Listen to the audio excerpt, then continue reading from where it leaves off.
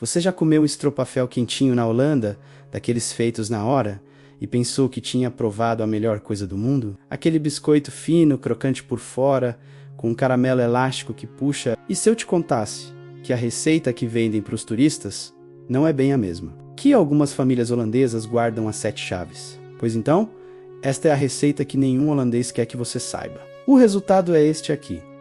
Um estropavel perfeitamente crocante, que quando você parte revela um recheio de caramelo elástico brilhante e absurdamente delicioso. Neste vídeo, eu vou te mostrar os segredos que aprendi com uma família de Gouda, a cidade onde o estropavel nasceu lá no final do século XVIII, para fazer o biscoito perfeito usando ingredientes que você tem na cozinha. E fica até o final, porque o maior de todos os truques está no recheio. Se você, como eu, ama desvendar os segredos da culinária, já se inscreve aqui no canal e ativa o sininho. Porque o que eu vou te mostrar hoje vai mudar seu conceito de estropavel. Introdução, o segredo revelado. Tudo começou numa viagem à Holanda, quando eu coloquei na cabeça que ia provar o melhor estropavel da minha vida. Fui direto à fonte. A cidade de Gouda, sim, a mesma do queijo. Lá, eu provei vários. Eram bons, claro, mas faltava alguma coisa, um toque de alma, sabe? Depois de muita conversa e de mostrar que meu interesse era genuíno, consegui o que parecia impossível. Uma conversa com a matriarca de uma família que faz estropaféus artesanais há quase um século. E foi ela quem me contou, com um sorriso cúmplice, que o verdadeiro segredo não está só na massa. Como todo mundo pensa, está no stroop. Stroop, em holandês, significa calda, e a calda tradicionalíssima usa um xarope escuro e espesso, que eles chamam de keukenstroup, derivado da produção de açúcar, quase impossível de achar fora da Holanda. É isso que dá a cor, a profundidade de sabor e a textura elástica que a gente tanto ama. A maioria das receitas por aí tenta substituir, mas o resultado nunca é o mesmo. Fica só um caramelo duro, que quebra em vez de esticar. Mas o pulo do gato que ela me passou não foi onde comprar o tal xarope. Foi como recriar essa magia, essa alquimia, com o que temos na nossa despensa. Por isso hoje vamos quebrar uma regra. Diferente de 99% das receitas que você vai achar, não vamos começar pela massa. Vamos começar pelo coração, pela alma do estropavel. O recheio. Capítulo 1. O coração do estropavel, o recheio secreto. Para o nosso recheio mágico, que vai simular com perfeição o stroop holandês, você vai precisar de ingredientes simples, mas na proporção exata. Anote aí: 200 gramas de açúcar mascavo, 125 gramas de melado de cana, 100 gramas de manteiga sem sal, de boa qualidade, e para perfumar, uma colher de chá bem cheia de canela em pó. Por que essa combinação? Juntos, o açúcar mascavo e o melado de cana trazem a cor escura e a complexidade de sabor, aquele toque quase de alcaçuz do xarope original. A manteiga entra com a riqueza e a cremosidade, e a canela, bom, canela é o perfume da Holanda.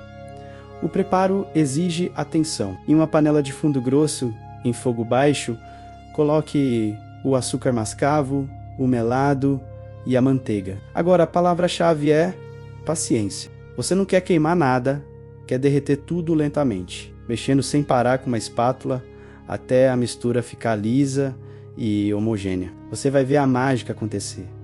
A manteiga derrete, se incorpora ao açúcar e tudo vira uma calda escura e brilhante. O cheiro que sobe nesse momento é uma mistura de caramelo, de cana, de especiarias. É divino.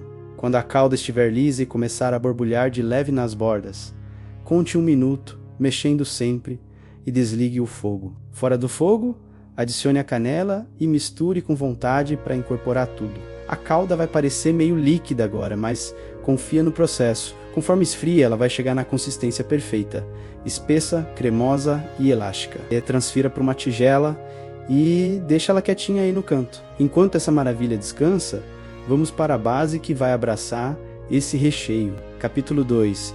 A base perfeita, a massa. A massa do estropavel é única. Não é de bolo, nem de pão, nem de biscoito comum. É um híbrido que precisa ser fino e crocante, mas com uma certa maleabilidade. E um dos segredos para isso é um ingrediente que vai te surpreender. Fermento biológico seco. Sim, Fermento de pão. Mas isso não vai deixar o biscoito fofo? Não, o papel dele aqui é outro, mais sutil. É um truque das receitas de família, das mais antigas, para desenvolver sabor e dar uma estrutura muito particular à massa depois de assada. Para a massa, vamos precisar de 250 gramas de farinha de trigo, 125 gramas de manteiga derretida, 75 gramas de açúcar cristal, um ovo grande, uns 30 ml de leite morno e 2 colheres de chá de fermento biológico seco. E claro, uma pitadinha de sal para realçar tudo. O processo é direto. Primeiro, vamos acordar o fermento. Aqueça o leite levemente, ele precisa estar morno, tá? Se tiver quente, mata o coitado do fermento e dissolva o fermento nele. Deixe descansar por uns 5 minutinhos. Enquanto isso, numa tigela grande, misture os secos, a farinha, o açúcar e o sal. Faça um buraco no meio e jogue lá dentro os líquidos. A manteiga já derretida e o ovo levemente batido. Por último, a mistura de leite e fermento. Agora, mão na massa. Comece misturando com uma colher e, assim que pesar, jogue numa bancada limpa e sove. A massa logo se junta e forma uma bola macia e elástica, que não gruda nas mãos. Se precisar, pode polvilhar um tiquinho de farinha, mas vá com calma. Com a massa pronta, vamos dividir em bolinhas de uns 5 centímetros. Enrole cada uma na palma da mão até ficar bem lisa. E agora a parte mais difícil. A paciência, coloque as bolinhas numa assadeira, cubra com um pano e deixe descansar por pelo menos 45 minutos. É nesse tempo que o fermento vai trabalhar, criando os sabores que fazem toda a diferença. Enquanto a massa descansa, me conta aqui nos comentários qual foi a sobremesa mais incrível que você já comeu numa viagem. Capítulo 3. A união, montagem e finalização. Massa descansada, recheio no ponto, chegou a hora da verdade.